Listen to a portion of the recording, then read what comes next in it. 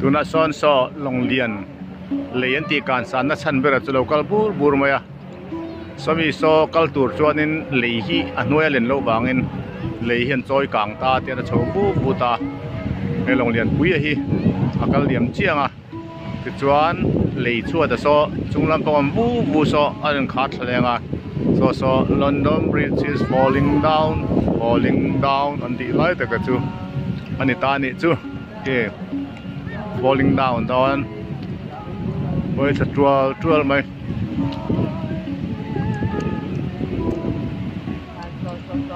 mo London Bridge is falling down lại tất cả các khi nấu bằng anh sakan saksin ka trua là sao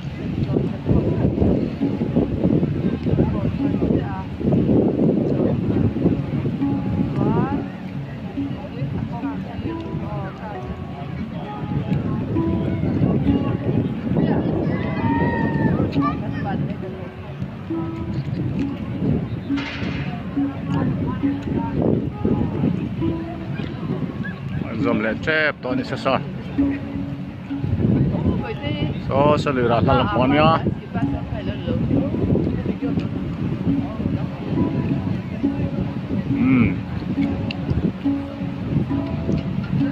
level pa ngai sing le chép to falling down to le so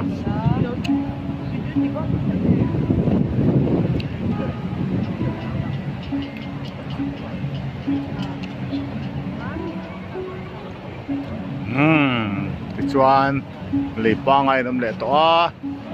motor pokal thei tur re hong le mai don de son ate chhotrol tu lai khan chuan in motor pokal thei lawa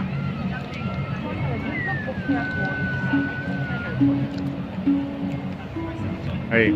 long sang ne lem lo chei anuai hian an kal zu thei tu na pa hei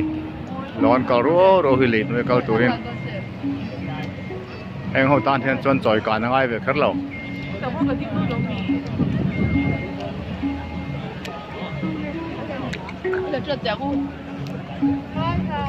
falling down and thalai po tilai no mani